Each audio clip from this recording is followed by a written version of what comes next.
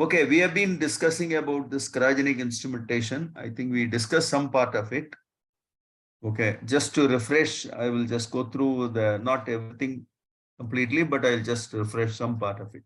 Okay, so that we'll talk to the rest of the things. Okay, I will be talking to you today about the cryogenic instrumentation.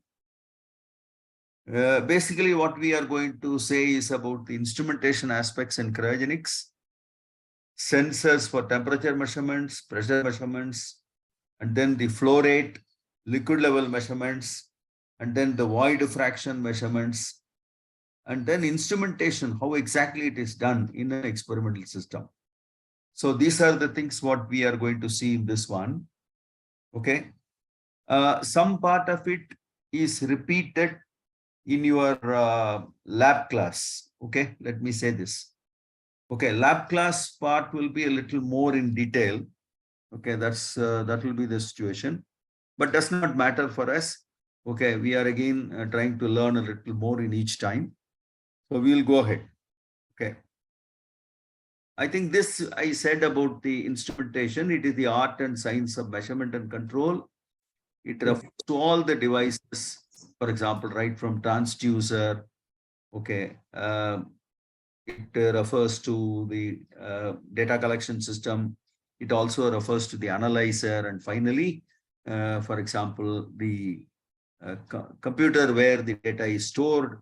Or sometimes, you may also include some preventive measures. For example, in the case of a smoke detector, maybe what you need to do is to douse the fire.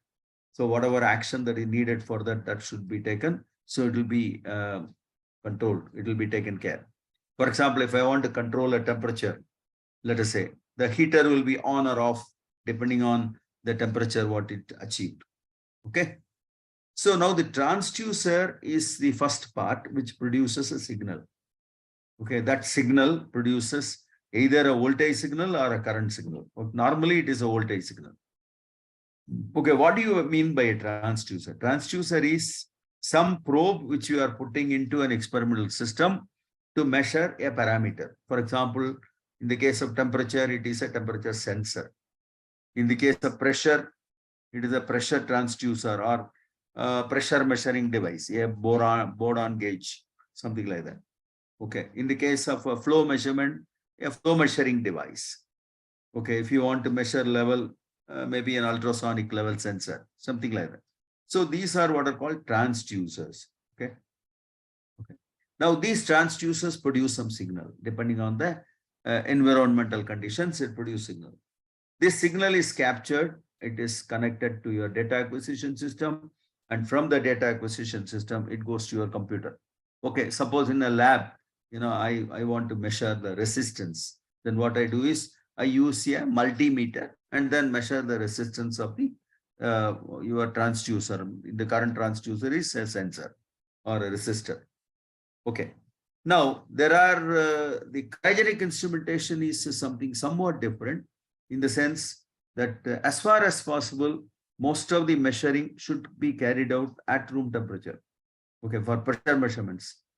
Preferably, you have the pressure sensors mounted at room temperature. In case it is not possible, then you connect appropriate line or appropriate piping to reach the measuring unit. Okay. Okay, that these sort of things, and then to use a correct sensor for measurement. Okay, whatever sensor you want, we are using, use the sensor which has the correct sensitivity for whatever measurement you are looking for, right? Okay. Now, there are sensor requirements will be range, accuracy, time response, environment, maybe magnetic field or radiation, etc. And then what sort of accuracy? What is the smallest change? It has to be, it will be detected by the sensor. How reliable it is, how long can you use? Okay, and then the cost involves. Okay, there are some rules of thumbs which we have also seen, for example, the other day. Okay, you must use the sensor, whatever commercially available as far as possible, unless you want to make your own sensor. But it's normally, it will take a lot more time, effort, money. All those things will happen if you are planning to use produce a sensor of your own. but sometimes you may have to. For example, if you are looking for a void fraction sensor, there are not many suppliers to provide the void fraction sensor. So you will have to make it, okay, and then use it. And as much as possible, please calibrate. If the calibration is improper, then results are also improper, okay? Okay. And as far as the R&D part is over, then remove the sensors or reduce the number of sensors in the final product what you are making. Okay. Now, temperature measurement we have seen. I will just touch upon only the critical aspects here. So in the temperature measurement, in the case of cryogenic systems, we have silicon diodes, platinum resistors, germanium resistors, carbon glass resistors, ruthenium oxide, cernox, thermocouple. So these are the different type of temperature sensors which are used at cryogenic conditions. So you can see the temperature range. And for example, if you look at silicon diode, they are down to 1 Kelvin, you can easily use it. And it has two slopes behavior. What we measure is the forward voltage across the diode. And because of the two slopes, it has the greatest advantage that you can directly use it for instrumentation. Okay, platinum resistant thermometers, very good up to 30 Kelvin. Below that, it will more or less become a constant value, so you will not be able to use it. What you measure here is the resistance. Similarly, germanium resistance, so you measure resistance. So all these are the negative temperature coefficient. Now, except platinum resistance, metals generally reduce their resistance at low temperature. Whereas if you look at non-metal, if you look at, for example, a semiconductor like germanium, etc., then there will be a negative temperature coefficient. That means as you lower the temperature, resistance increases. That's the negative temperature coefficient. Okay, carbon glass thermometers, again, the resistance will go up and they are very good below 100 Kelvin. Room temperature may not be so good. Okay, ruthenium oxide, 40 Kelvin, and cernox, for example. It is zirconium nitride and oxide based combination. And they are very good, maybe even down to 1 Kelvin. Okay, thermocouples, there are special thermocouples which you can use for low temperature application. And normally you want us to look at their sensor. It's when you want to select a sensor, you should look at its accuracy, reproducibility, simplicity of mounting, what are the suppliers' recommendations on installation, measurement and analysis, etc. You have to really go through all this before you really use a sensor. Okay, this we mentioned about constant volume thermometer. It is a standard thermometer which is normally used. Okay, but normally since it's very bulky, we use it as a primary thermometer. The temperature scale, what you get out of this is called a ideal gas temperature scale. And then we said about the different type of thermometers. More details are following, so I will just skip this slide. So resistant thermometry, platinum thermometry, I mentioned this. Then silicon diodes, again, this we have seen. There are two slopes. Okay, so they're very good at low temperature. So it has a more or less a linear behavior in both these sides. So very good for instrumentation purpose, but very expensive. Okay, cernox temperature sensors, again, they serve in the form of a band of temperature values, resistance values. So there are different class of, depending on the sensitivity, different class is available. So you should select the right one for your application. Okay, germanium, carbon resistant thermometers, etc. Here you see the details. Now this is a vapor pressure thermometry. It is, you have a liquid, it has its vapor pressure. So you're looking at the vapor pressure, which is for the liquid, and it is useful right from the vapor pressure at its boiling point down to almost up to its freezing point. That is the range it can really work on. It can also work for a little higher pressure beyond its boiling point, but then one has to have the the liquid. It's essentially up to sort of critical point, but we don't want to go up to critical point, etc. So normal atmospheric boiling point, whatever pressure is there, That only we consider up to the freezing point of the liquid. Okay. So the vapor pressure varies with the temperature. And so if you measure the vapor pressure, you are again interpolating to temperature measurements. So for example, here the vapor pressure varies almost like an exponential curve. Okay. So you can write the vapor pressure as logarithm of pressure is equal to a constant plus a constant into T plus constant into T square, etc., etc. So you can evaluate these constants once the data are available and use them for temperature measurements, right? Thermocouple, we have seen this already. So you have joined the two dissimilar metals joined together and then they form a junction. And then you need a reference temperature for measuring the, for example, temperature.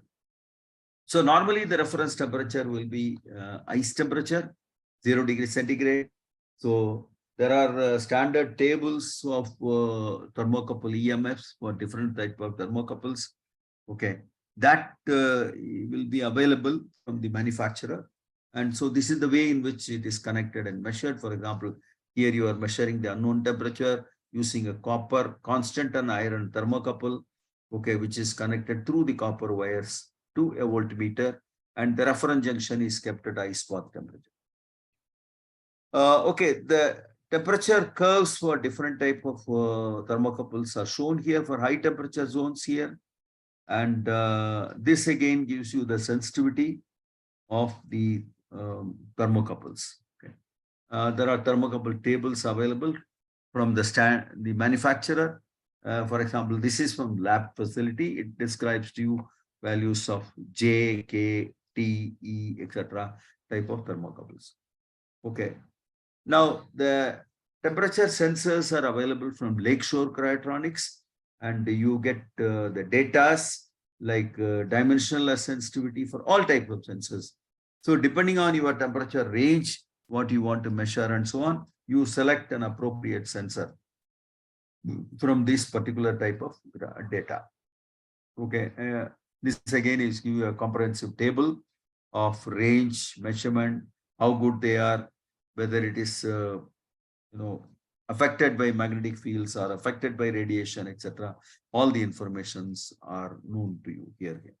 Okay, from these sensors. Okay. Let me see. Okay. Now, coming to the temperature sensor wiring, there are two methods. One method is called the 2-wire connection. Another method is called the 4-wire connection. It is always better to use a 4-wire connection. In the 4-wire connection, you are connecting two wires at the sensor, okay, and one wire for the voltage, one wire for the current. So what we are doing is you are measuring the voltage right at the sensor points. So because you are measuring the voltage right at the sensor, the wire resistance connecting the sensor is not accounted. It is not present in your measurements. Okay. On the other hand, if you just connect only two wires and then the output goes to your voltage measurement, directly it is connected to your instrument, then you have the voltage that is appearing across the wires also will be measured together. So you have that much error, especially if the resistance value goes down, then they become very significant. This becomes very important. Normally, what people do is for low temperature experiments, they use manganese wire. It's a frequent choice for connecting the sensors. Okay, the manganese wires of 36 gauge, etc., are used. Okay, and you also have to provide heat sinks at intermediate temperatures. This enables the enables external heat coming into the system to be avoided. That's the idea behind it. Okay, one should not constrain the wires, allow enough room, and it should not be very tight, because what will happen during the cool down, there could be shrinkages and it can cause also breakages of the wires. Okay. The heat sinking, what sort of lengths are required, etc., are provided also in this table for different type of material like copper, phosphor, bronze, manganese, stainless steel, etc. All those things. Okay. Now this more or less concludes our temperature measurement. Let's come to pressure measurement. This also we have seen last class. Pressure is nothing but the force per unit area, and carry out the measurement as far as possible at room temperature. That is what is suggested by all the people who have been involved with the low temperature measurements. What are the problems? Sometimes there could be problems in room temperature pressure measurement. For example, the one end is at a low temperature where you are measuring the pressure. The other end is the instrument is measuring instrument is at room temperature. So you have to make a connection through a piping. Then you come across what is called thermoacoustic oscillations. These are oscillations of sound waves, oscillating sound waves, which are generated because of this temperature difference between the two ends. Okay. And this has to be taken care of. So either you must adjust the tube sizes, or for example, its length, etc., such that thermoacoustic oscillations are not there. Okay, time response also can be long, and for example, it may not respond immediately. Okay, but most cases this is not a very serious problem, because you are many times monitoring an average pressure only. Okay, so time response may not be very serious issue. Okay. But there are pressure transducers, which I will also discuss at a later time. For example, there are Siemens pressure transducers, which are directly mounted at the place where you want to measure the pressure, but you get electrical signals. Okay? You don't measure directly pressure. So you measure electrical signals, and these electrical signals convert the pressure variation into, for example, a voltage variation. Okay. And cold pressure transducers also exist, and these can solve many times this problem. For example, the Siemens pressure transducer, what I mentioned, is a cold pressure transducer. Okay. Now there are a whole lot of commercial pressure transducers are available. Many of them are based on capacitance types, strain gauge types, or diaphragm type, or just Bourdon type, the Bourdon gauge type. Okay, looking at the Bourdon gauge type here, you see there is a pipe. There is actually a curved pipe. This end is closed. This end you are applying the pressure, and the pipe, when you have a high pressure which is put into this pipe, then it opens up. When it opens up, so you can convert this deflection into a measurable reading by using pinion gear arrangements. So that's what is done here. And when you finish along with the front dial, etc., this is your gauge, what you normally see on, let us say, a cylinder. Okay, right. Okay, now Bourdon type is known. Then we have what is called the strain gauge types. In the strain gauge, you have wires. Wires are of, they're all coated on this surface, and you monitor essentially the wire resistance. Okay, the wire has a fairly long length because they are all done in multiple parts on this PCB board. Okay, what exactly happens is, when this plate is, for example, the plate on which the resistance is laid out, and when it is applied a pressure, then what happens? It causes a strain, and when you apply a stress, this causes a strain on this. So it changes essentially the resistance of this metallic element, and the resistance change is to be monitored. Okay, and there is something called a gauge factor. It is change in the resistance, so original resistance divided by change in length to the original length. This gauge factor is needed for calibrating these type of pressure, the strain gauge transducers. So they look very compact in size. Okay, and you normally use a Bourdon, normally use a Wheaton's bridge network arrangement for monitoring this. For example, you can see a Wheaton's network here. So the pressure measuring unit is here.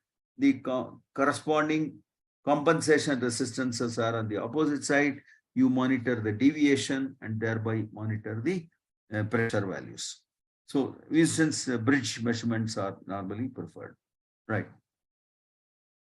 Coming to the displacement and position transducers, then you have a force and displacement which is connected by a mechanical link to an electrical conversion device like capacitance, potentiometer, reluctance, inductance, piezoelectric type, strain gauge, or LVDT. All these that means basically you have some displacement because of the applied force, okay, and that through a mechanical link you can modify some parameters like capacitance, reluctance, inductance, piezoelectric type, piezoelectric voltage development, then also LVDT, the linear voltage differential transform.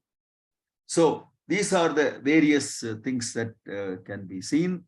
So I have also discussed this with you. So in the LVDT, which is particularly to be seen, you have two sets of coils. One is called the main coil, another is which is called the primary version, primary winding, another is a secondary winding. And these primary and secondary windings are wound on a former through which a shaft is introduced. When the shaft position gets modified, automatically the output gets changed. Okay. So now in a pressure transducer, which involves LVDT, what is normally done is, you can see here, this is the pressure transducer, which is the primary, secondary winding parts. Okay, initially the output is 0 for this. Now the pressure is applied at this end.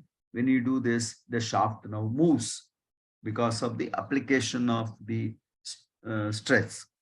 When it is moved, then there is a voltage output in the differential, linear variable differential transfer, the LVDT, and that is proportional to the movement of this, the shaft within this, and it is calibrated.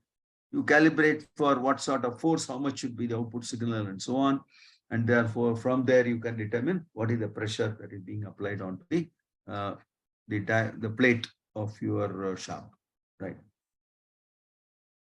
Coming to capacitance transducers, essentially you are measuring the capacitance and within which a diaphragm is located.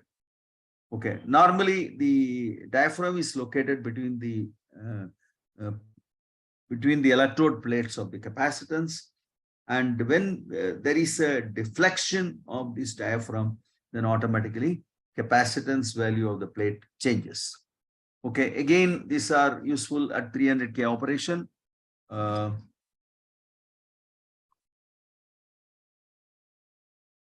It can lead to very good accuracy of 0.3%, etc. So a schematic of this is shown here. As you can see here, these are the capacitor plates. Okay, and you have a diaphragm. On the body of the diaphragm, you are applying the pressure. So the diaphragm movement now will affect the capacitance measurement of this capacitance, right? So automatically you can calibrate with respect to your pressure, how much is the capacitance variation, and use that for measurement of pressure. In the piezoelectric type of pressure transducer, it is generating a voltage across the piezoelectric crystal by the application of pressure. So if you have a diaphragm which is attached to the piezoelectric crystal, if I apply a pressure, then the diaphragm movement causes a voltage output here. There's a piezoelectric voltage. So that's what you are actually measuring. You can calibrate this with the application of the different pressures. The voltage output can be calibrated with respect to the different pressure values, and this can be useful for measurement of pressure. So essentially, the output is quite linear over a wide range of pressures, right from about 0.7 kilopascal to almost 70 megapascal. So about 0.1 to about 10,000 psi is the sort of pressure that can be measured. Okay, let's come to another topic. and this is the topic what we have to start now. We are going to talk about the fluid flow rate measurements. Flow rate measurements. Monitoring and controlling the flow of different fluids through the pipes and ducts are needed. The fluids can range from thick oils or gases, light gases. They can be at room temperature, or if you talk about cryogenic fluids, will be at low temperature, right? Some methods are suitable for some fluids and they are less suitable for other fluids. So you have to select the right transducer for the application which you would like to have. Historically, in the earlier times, Sumerian cities, particularly in about 5000 BC, water flow measurement was done to manage the water flow through the ducts feeding the cities. Okay. So what they did was they used what is called a simple obstruction in the water flow. And by measuring the height of the water flowing above this obstruction, they were able to determine the water flow quantity. Okay. So you can see what is the obstruction flow meter. So you have an obstruction, the fluid flow duct, and you have an obstruction to the fluid flow in different shapes. It can be a rectangular shape, or it can be a, let's say, a trapezoidal shape, or it's be a triangular shape. So depending on the shape, whatever you can select a different type of shapes. Particularly, for example, a V shape. This is called wear. That notch, which is obstruction, which is used here. That it can be of different shape. And the notch is, it's called notch wear. And the notch wear, for example, if you take a V-shaped notch wear, then you have, you can find out what is the Q, that is the flow rate. The flow rate is equal to 2.47 times the H to the power 2.5. Okay, what is H? H is the height of the liquid column above the notch bottom point. Okay. So you can think of either 90 degrees or 120 degrees central angles for this notch. Okay. And you can see the diagram here. This is the notch. This is the height over which the liquid is present. This is the bottom part. Okay. And you can find out using this, you can calculate what is all the Q. Okay. The next alternate one is what you call the orifice plate Venturi flow nozzle flow meters. Some of these flow measurements also we have discussed in the lab class. Okay, so I'm just completing this. So for example, the differential pressure created either by an orifice plate or a nozzle or by a Venturi can be measured. And that indicates how much is the pressure. So here, for example, the first diagram here, you see there is a orifice plate which is introduced between 2 points, the flow passage, and you have at one end a higher pressure, another end at slightly lower pressure, and they monitoring these two pressures, pressure difference rather, you will be able to figure out what sort of flow rate it has. Okay, this is based on Bernoulli's principle, right? Okay. Now, the operating principle is the differential pressure between the 2 points. Okay? So you can see here the differential pressure. In this case, again, you have one level, another level, etc. You can measure the differential pressure, and from there you can calculate. Okay. So also, for example, here under the Bernoulli's principle, you know, if for a given flow rate, especially because this is for incompressible fluid flow, whatever fluid that we are considering is again incompressible. So we are considering this.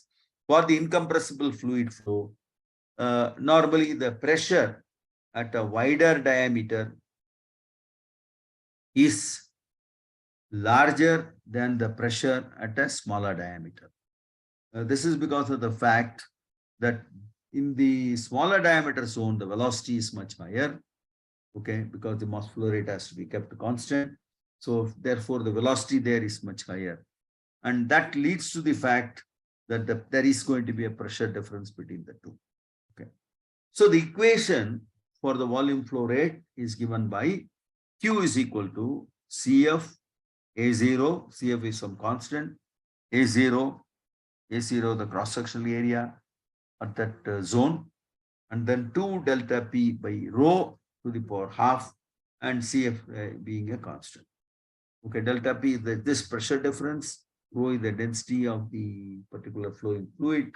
So using this, we can calculate what is Q. Okay. Now let's try to see how the velocities can be measured. The velocity flow measurement techniques estimates the total flow by measuring the velocity of the fluid with a cross-sectional, with a given cross-section area. So how do you calculate? Once you know the velocity, then you know the cross-sectional area, then velocity multiplied by the cross-sectional area giving the volume flow rate. And so once you know the volume flow rate, you can multiply, you can get mass flow rate, etc. Normally, the measuring probe should determine the fluid velocity at the center of the pipe. Reason being, there are boundary layer effects. And what do you mean by boundary layer effect is that when a fluid flow is occurring close to the boundary, its velocity will be very low because the velocity will be reduced considerably because of the viscosity of the fluid. And so the innermost fluid layer closest to the wall, actually it does not move, it is just stationary. All the other subsequent layers are all actually moving, okay, but they move gradually. With the one which is farthest away from the wall is the fastest, okay, like that it's happened. So in other words, at the center point of the duct, you have the maximum flow velocity, okay. Gradually it is decreasing and towards the wall, right? So normally if you use small pipes, small diameter pipes for measuring the fluid velocity, it will not give you accurate results. So we must use large diameter pipes. Okay, and also it is essential that you should not have turbulent flow, but rather only laminar flow for the measurement. Generally, as a rule of thumb, the measurement should be made at least 10 pipe diameters upstream or 20 pipe diameters downstream of any junction. It can be elbow or any pressure measuring locations, etc. So the flow disturbing points should be avoided, and you should make sure that it is farther away from these locations. Right.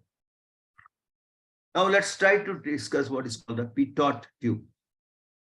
It's a very simple device. It allows the pressure measurements in a moving fluid. So what we measure the fluid flow pressure at the center of the pipe when the fluid is flowing and when the fluid is not flowing. When the fluid is flowing, we call the flow pressure as PF, and when the fluid is not flowing, we call the fluid pressure as PS. PS is the static pressure, PF is the flowing pressure. Okay, now you can see here the static pressure, and so do not allow the fluid to flow, then you measure what is called the static pressure. When the fluid is allowed to flow, then you measure the flowing pressure. Now the flow pressure is equal to the static pressure plus rho v square by 2. Rho represents the density, v is the fluid velocity. So therefore, now we can easily calculate. This is just based on Bernoulli's theorem, right? So you can calculate the velocity v of the fluid flow as v square equal to 2 times pf minus ps divided by rho. Okay. And normally these differential pressures are very small. So water manometers may be adequate for most of the measurements. And most of the liquids, okay, can be used and by this methodology, but it may not be suitable for cryogenic fluids, right? Okay, there are something called hot wire anemometers, and fairly straightforward in concept, but more difficult in operation. So if you have a heated wire resistance, heated wire, it is supplied with a constant current. Okay. Uh, if there is a fluid flow, then the fluid flow takes away some part of its heat. Hence, now the resistance will be modified. Okay. Using this arrangement, you can measure when the fluid flow is occurring, when the flow is not occurring. From these two, you'll be able to figure out what is the flow rate. Okay. So you see the voltage developed across the wire. It indicates a resistance and hence its temperature. And this method is quite suitable also for low temperature application. So normally one uses two identical probes, one in the flow, one outside the flow, and make the differential pressure, differential measurements of the flow rate. Okay, there is something called thermal mass flow meter. So in this case, what we do is you apply a heat to the fluid flow. Okay. And then what will happen is the downstream fluid will be hotter than the upstream. So the rise in temperature will depend upon the mass flow rate of the fluid. So the rate at which the energy must be supplied to the flowing fluid to raise the fluid temperature between the two controls will be directly related to the mass flow rate. So it is given by E is equal to m dot Cpt, or the energy rate or power is equal to m dot Cp delta T. So now if you know the delta T, if you know the Cp, and if you know the power what you are given to the electrical circuit, measuring circuit, then you can estimate the mass flow rate of the flowing fluid. Okay, and there are two different type of systems which are normally possible, namely immersion type and external heated type. The immersion type is generally, there is a probe which goes inside, and therefore it can be a little inaccurate. Let's go to moving member flow meters. Okay. They fall into two primary classifications, namely the turbines and the paddle wheels. Both of them measure the velocity of the fluid in the tube or duct. So what is the difference? They differ in the velocity measurement devices differ in that they employ a moving element to determine the flow, unlike the pitot tube or hot wire probes. So there is a moving element. So now you can think of what is called axial turbine flow meters, radial turbine flow meters, and also paddle wheel flow type flow meters. So you can see here in this picture the axial turbine. So what we do is there is a turbine blades, okay, which are located, and this turbine is suspended, literally suspended between two zones, one at the left side, one at the other side, equally between the upper and lower surfaces. And now when the fluid flow is flowing, then what happens? The turbine rotates. When the turbine rotates, the rotational speed is proportional to the velocity of the fluid. Okay. The measuring the speed of rotation, once it is done, then it helps you to find out what is the fluid flow rate. Okay. So this is one methodology. So there are, sorry. Okay, I think, yeah.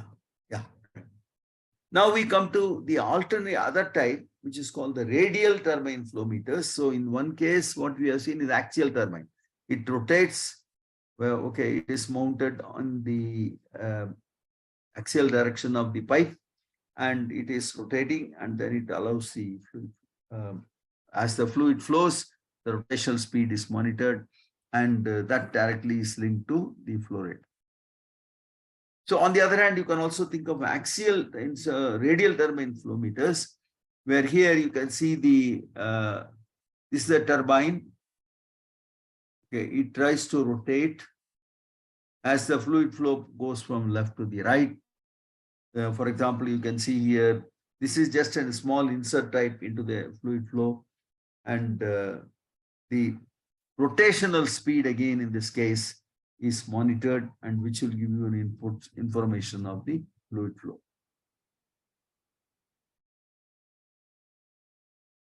Okay. See, there is something called positive displacement flow meters. Now, in this case, the fill and dump techniques are used to measure the fluid flow rate. There are a lot of designs. Okay, and compared to the various designs, in any of these designs, what the people do is the fluid is allowed to fill a chamber until its limit is reached.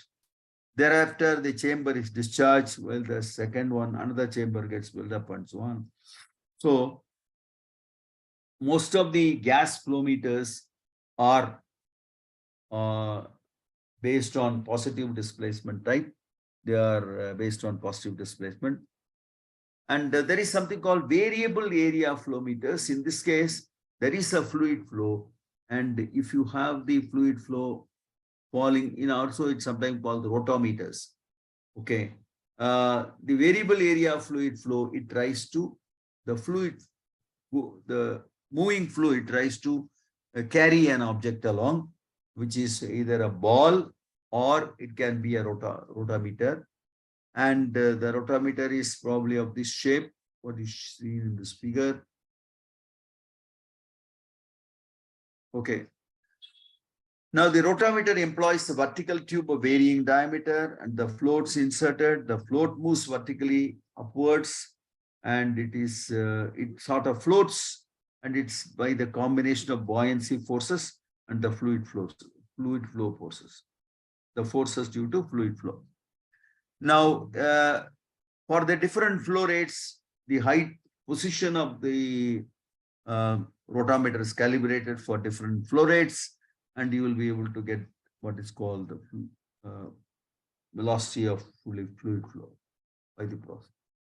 Okay, there are something called ultrasonic flow meters. One is Doppler effect type flow meter. See, in the Doppler effect flow meter, an ultrasonic signal is reflected by the suspended particles in the fluid flow, and that you are monitoring. The ultrasonic signal, normally whatever that flows through, there is an ultrasonic signal, has a particular specific frequency. So when that ultrasonic signal is reflected by the particles or bubbles which are present in the fluid, it can be, since it's a Doppler effect, tells you that this will be the alternate, its frequency gets modified because of the fluid flow. So ultrasound of a given frequency is transmitted, and the reflected wave of a different frequency is received, and that is monitored in the receiver. So this frequency difference is directly proportional to the flow of fluid. Okay. There are also alternately what are called transit time flow meters, and the transit time flow meters are useful or also useful for flow measurements, right? Okay, there are magnetic flow meters. In this case, the fluid flow, okay, causes a voltage to be developed across the voltage will be induced in a conductor whenever the fluid is flowing through a magnetic field. Okay, and the fluid serves as a moving conductor. Hence, it develops an induced voltage in the coil when there is fluid flow. So there are, you can see here the fluid flow directions, and the magnetic field effects on that creates a voltage output, and that is monitored here. Okay. Generally, the flow meters are to be calibrated.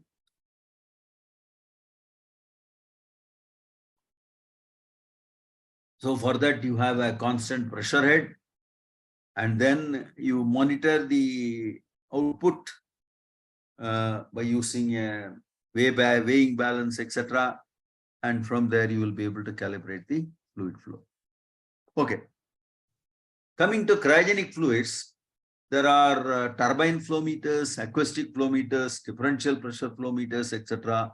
are used for Coriolis flow meters, etc. are used for cryogenic fluids. Acoustic flow meters are based on transit time, which we already discussed. And the Coriolis flow meter is something somewhat different. That depends on the Coriolis forces that are occurring when there is a fluid flow. So what exactly happens is, suppose a fluid is flowing through a pipe of this type. Okay, and normally let us say the pipe is swinging like this in this direction. Okay, what happens is this operational frequency. So you can monitor the frequencies at that points, 2 points on one at the inlet and one at the corresponding point at the outlet.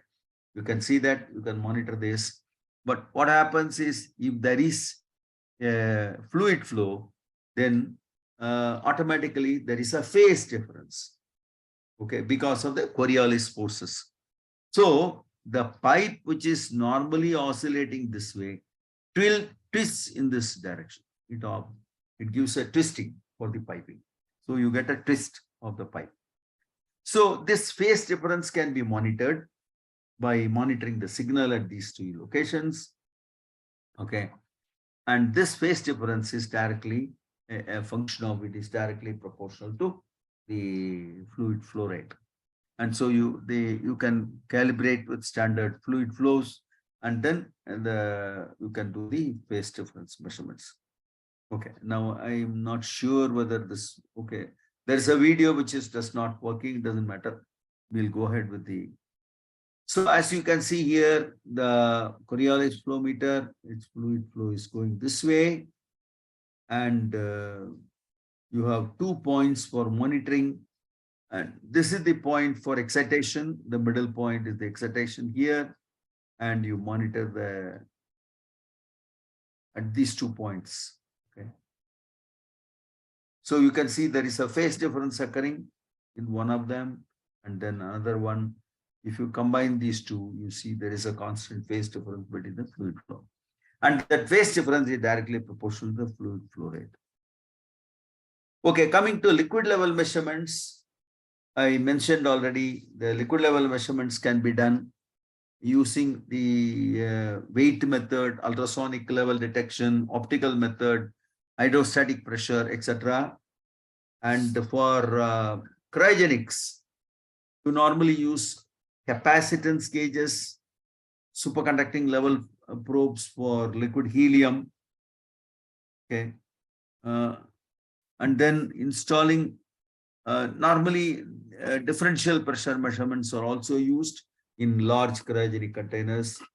Okay. In some cases, there are also people use certain floats for liquid nitrogen containers. Okay. That also can be used, but in the floats methodology, you normally get only 0%, 100%, 50%, etc. only. You don't get the absolute values. Okay, fine. Some methodologies are shown here. One is the dipstick method. That is, in a cryogenic fluid, if you try to dip a pipe, then as at the point where the liquid is there, when the liquid touches, then there is a sprout of liquid that comes out. And knowing at what point it is, this sprout is occurring, then you can determine what is the quantity of liquid that is present. That is the level. So you know how much quantity that is present in the container. Then there are sight glass methods for a fluid. These are normally seen in pumps, etc., oil, to monitor the oil level in a pump. Then you get what is called the float methods. Okay. You can monitor, there is some floating. A light object floats on the surface of the liquid, which is connected to a measuring device. Automatically, you see the values on the measuring device. For example, this is some of the things You can see, for example, even in the water tanks, which are used in the houses and so on. Okay, there are hydrostatic pressure methods, differential pressure methods, okay, and then capacitance type measure methods, ultrasonic measure methods, etc. are also used, right? In the case of cryogenic fluids, as I said, you have a dipstick, simple dipstick method, okay, or a capacitance type sensor. Superconducting level sensors are useful for liquid helium because in the superconducting level sensor, the portion of the superconducting level sensor which is dipped inside the liquid, normally their voltage developed across it is zero, and therefore the measuring the voltage of the remaining portions of the in the outside the liquid level, you will be able to find out how much is the liquid quantity percent inside the container. Now let's come to void fraction measurements. This we have already discussed in our lab class. So when the fluid flow occurs in a cryogenic fluid flow, there are two phases. What are the phases? One is the liquid phase, another is the vapor phase. So it always flows along with the liquid and vapor. This is more so in the case of cryogenic fluids because of the fact that there is always an external heat coming into the system, and this external heat tries to boil off some part of the fluid. Okay, so you get vapor phase generated because of the fluid flow. Then you can define what is called the quality or what is called the dryness fraction as the mass flow rate of vapor to the total mass flow rate. And so quality normally can be said also for quality, vapor quality or liquid quality. Vapor quality means the mass flow rate of vapor to the total mass flow rate. And liquid quality means mass flow rate of liquid to the total mass flow rate, etc. Void fraction is defined as volume of the gas phase to that of the total volume in the cross-sectional area of the pipe. Okay. Now, I will skip some of these things. There is no need to discuss this at this point. We have done that again earlier. Okay. The two-phase flow normally occurs in heat exchangers, steam generators, chemical reactors, and many process equipment. Because of the complex nature of the two-phase flow, which is characterized by the turbulence, deformable interface, phase interaction, and slip. The compressibility of the gas phase, it is rather difficult to have very reliable models. So there are some methods which are used for measuring. The methods which are used are quick closing valve method, conductance probe, photographic method, radiation attenuation, and electrical impedance method, etc. Now, the suitable technique is generally used for measuring void fraction. Okay. Of the various methods, electrical impedance method or the capacitance probe method is the most suitable one. The volumetric method, so you have a certain volume trapped in between the two locations. You estimate the how much is the vapor phase, how much is the liquid phase in the trapped volume. Okay, so this is the arrangement for that. In the conductance probe method, it is used for local void fraction measurements. The conductance path between the tube wall and the probe to be established when the probe is in the liquid phase. The conduction path is broken when the probe is in the gas phase. So you can find out what is the average amount of liquid phase or vapor phase or average void fraction. How much is the void fraction in the system? You can calculate. Photographic method is, it uses the cordal. Along the cords, you can monitor by taking a photograph. These methods involve image processing and there are high definition photographs, etc. may be required. The test section for this method needs to be transparent to get good quality images, etc. Now, coming to radiation method, it involves measurements along a cord in the fluid. Okay. A typical radiation method, for example, it can have 3 cards or more than 3 also sometimes. This technique is limited because of the cost involved in application and in the application technique, and also due to handling of high radiation. So this method is generally avoided. Electrical impedance method is very, very simple. You have a capacitor plate, 2 sets of plates are there, and then the fluid flow with the liquid and vapor is present in between. And the capacitance varies. Capacitance changes by the presence of the vapor, because the dielectric constant of the vapor is different from that of the liquid. Okay, and so you can determine using this arrangement the capacitance of the total system, which will be direct. It will be a measure of the vapor fraction in the liquid. Now, coming to capacitance sensor, it depends on the area of cross section. Capacitance area cross section and inversely proportional to the thickness. So epsilon A by D is the value of capacitance of a plate. Okay, now dielectric constant, different materials are given here, and the capacitance measurements probe using the using a capacitance meter. You generally measure. Normally, people use what is called intercalated electrodes, right?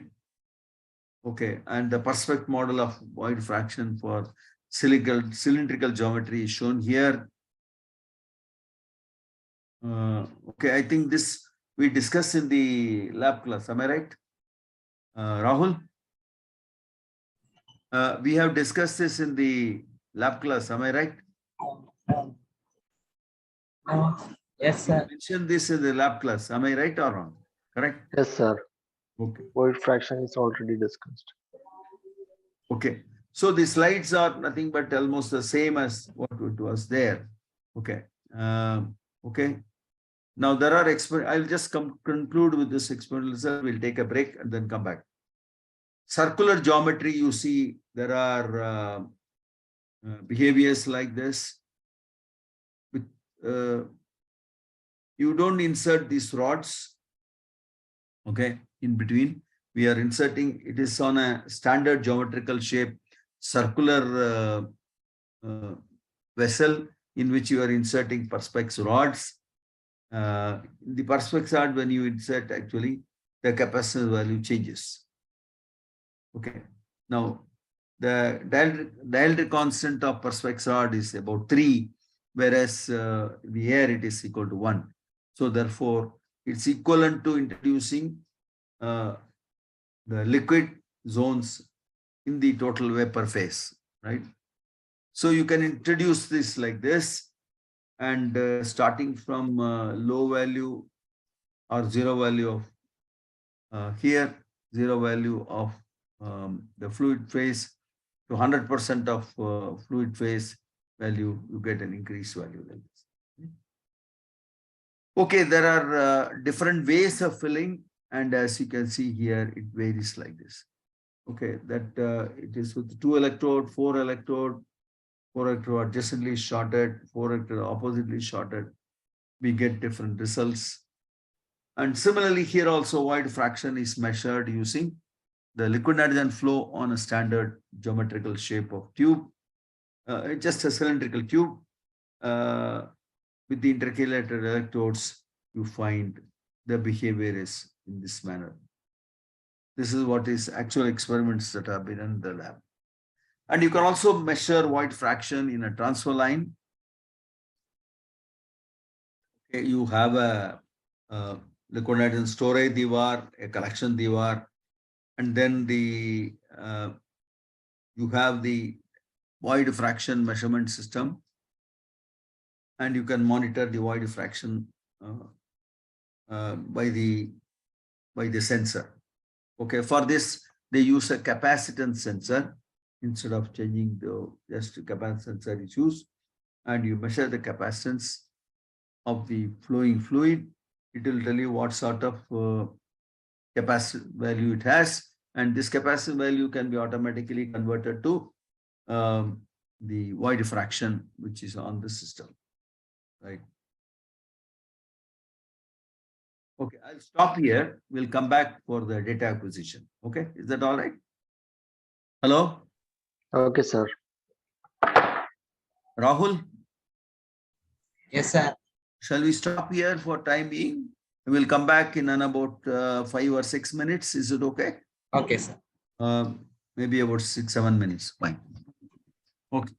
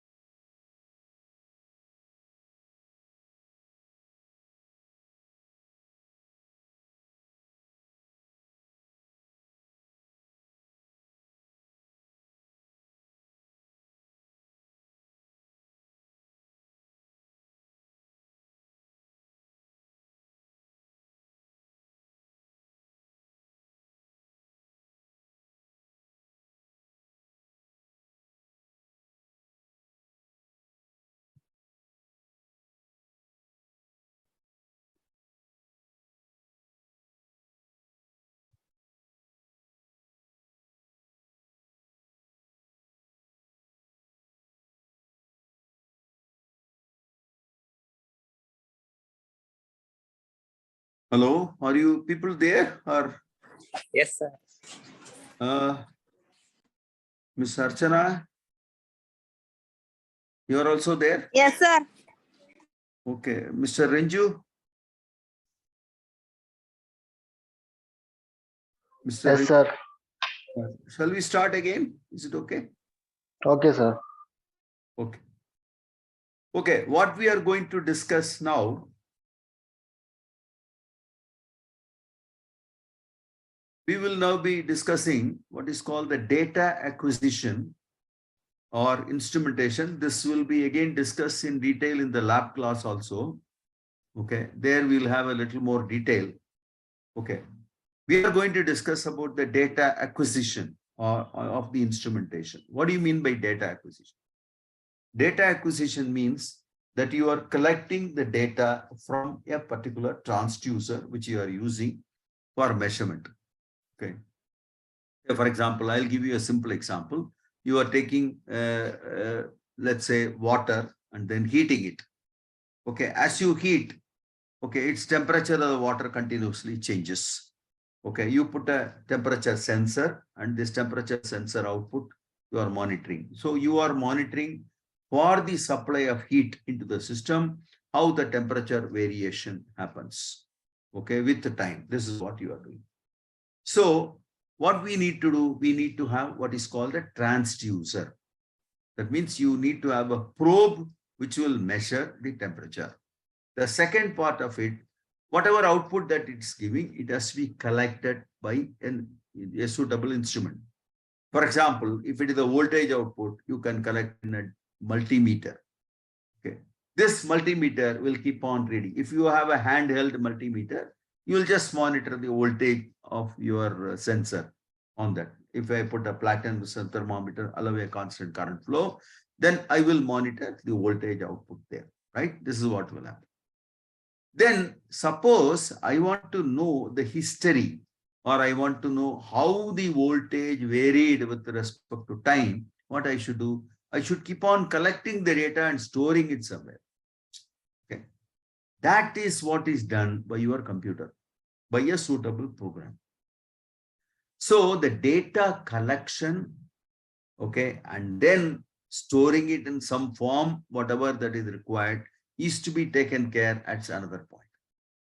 But when you collect the data, there are a lot of processes that need to be done. For example, there may be a lot of noise in the data. So this noise have to be filtered. And then you have to amplify the signal and then store the data so that it will be a relevant data for your measurement. Now, the data distribution is you supply the measurement data to the target object. For example, if I want to control the temperature of your water bath, then once a particular temperature reached, then this signal is sent to the controller, temperature controller. It says, okay, I have reached the particular temperature, so don't heat anymore. So stop it, right? So that is the data distribution by your measuring instrument to the respective controllers, respective systems. Okay. So you have what is called the transducer in a measurement system. You can see here this diagram. The transducer is there in a measurement system. Then you collect the data, you process the data, then you store the data, which is not shown here. Okay. And then you distribute the data for the control, ultimate control. Okay. So what are the various block diagrams? The block diagrams, I'm not going into the details here because we will discuss this anyway again at another time. The block diagram is first you have a physical system. Okay. This physical system varies. Physical system in our case is a water bath with a heater. Okay. That is your physical system. It varies in its temperature. Once heating is applied, it varies in its temperature. Right. Then the transducer is the sensor, what you are putting inside. For example, if I have water bath, I put a temperature sensor into that, maybe a platinum sensor, which will monitor its temperature, right? Platinum sensor, a constant current is passed, so you get a voltage across. So the transducer sensor is introduced, transducer or sensor, it is introduced. Okay. Okay. That transducer will give you an output. For that, you have to pass an appropriate current. Then that output will be maybe a noisy electrical signal. Now that noisy electrical signal has to be conditioned. That means you have to remove the noise, you may have to amplify and so on. Then you have to condition the noise signal. So after you condition the noise, the signal is properly seen like this in this manner. Okay. Now you have to convert the data which is normally analog. Okay. Okay. This analog voltage has to be converted to a digitized voltage, a digital signal. Okay. You have to convert the analog to digital format. So that is what is called analog to digital converter. Okay. Once the analog to digital conversion is done, then this data can be stored in the computer because now it is a digitized signal. So it gets stored in your computer, and whatever may be the format storing, it is stored there. And later on, you would like to know, for example, what is the voltage or what is the current or what is the temperature rise in this particular system. Then you will be able to take the data directly from the computer, right? So this is the entire data acquisition system block, what you normally have. Okay. Now, data acquisition softwares are generally used, and these softwares are used for reliable, high-performance operation. It enables the transformation of the data acquisition hardware instrument controller into a complete analysis and display system. That means what exactly the software does is, this software is able to convert the data, whatever you are acquiring, into usable information for storage. Okay. You can prepare your own softwares. You can prepare in software programs in, for example, C language, C++ language, Visual C++, Basic, Visual Basic, Fortran, C#. There are a number of languages in which you can prepare your own, the data acquisition.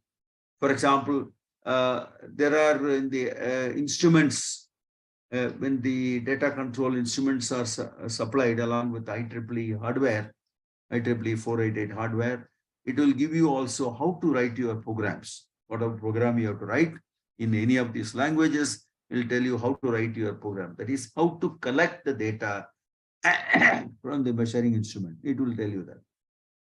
So you can prepare your program yourself.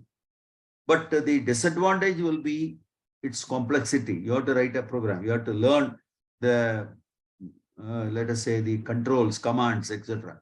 And then you have to write your complex program. And then also you must sit and learn.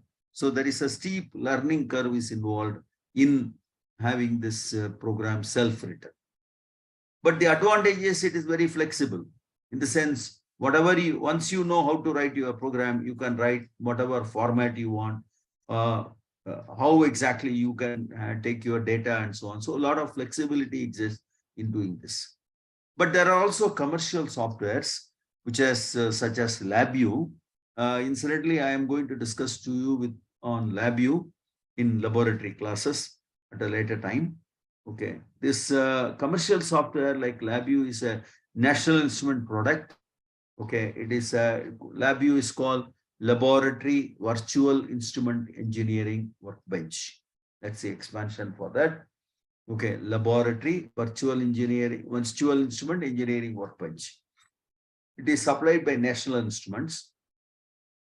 In fact, if you buy most of the commercial instruments, you will find there will be a software installed, and the software will be based on LabVIEW. It is a very simple software.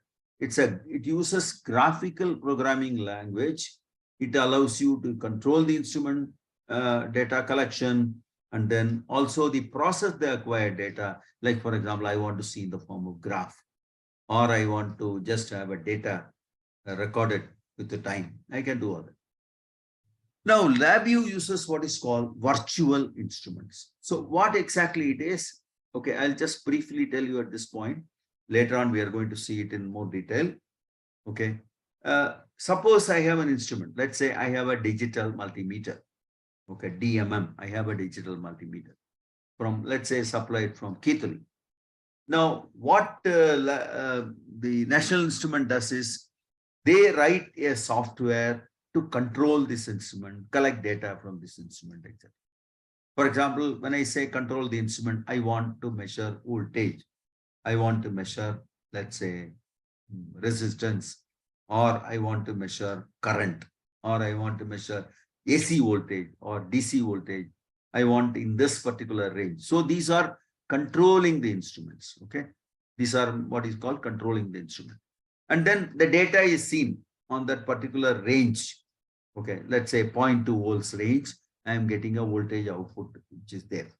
Now this voltage output has to be recorded. It has to be taken. So what LabVIEW does is they write what is called a virtual instrument, which designates the operations concerned with the actual instrument. So using your, this is all done in a graphical language. Using your this graphical language, you can write this virtual instrument program. It is given by LabVIEW, and this once you have this the virtual instruments for the particular instrument, then you can control all parameters related to that instrument. For example, I can select the range, I can select measure voltage, resistance, current, whatever you want to measure relating to the instrument. Okay. So this has to be installed along with the other, some of the other peripherals into your computer. So whenever a new instrument is released, LabVIEW, the National Instrument provides these virtual instruments for the control of the instrument.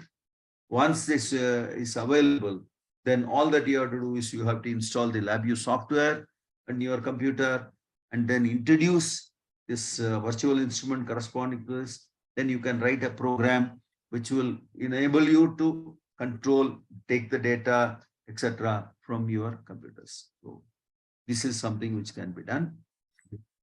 I'll just briefly show you, for example, how an instrumentation is done for a temperature calibration facility. So, for example, this is your a temperature calibration facility. Okay, this is a cryocooler. These are the instruments. The LabVIEW software is installed in your computer, and the cryocooler is operated by a helium compressor, which is here. Okay. So this is a GM cryocooler. This part is a GM cryocooler. It is run by a compressor. Okay. And the temperatures can be controlled by a temperature controller. The GM cryocooler requires additional units like vacuum pumping systems, etc. Suppose there are some sensors which monitor the temperatures. Let's say these temperatures are for monitoring.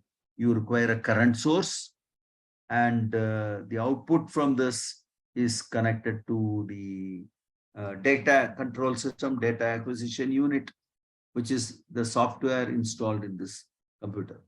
Okay. And the data acquisition unit is here, and this is also controlled by your computer. Okay. So the software part is located in the computer, the LabVIEW software. This LabVIEW software controls all the instruments here which are present. Okay. So this is, for example, is the front panel. What you see.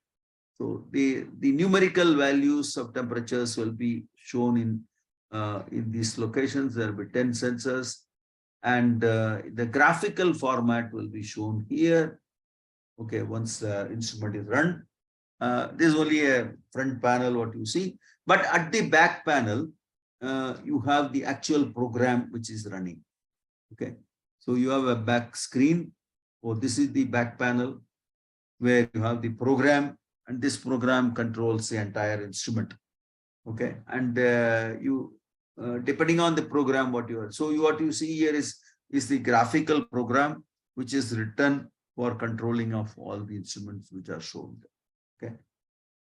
Well, there are other things which are other components of instrumentation, which is called, one of them is the feed throughs. Feed through is nothing but allows you the low temperature zone. From the low temperature zone, it's a cabling part which goes, takes it to room temperature. The instrumentation feed throughs are best done at 300 Kelvin.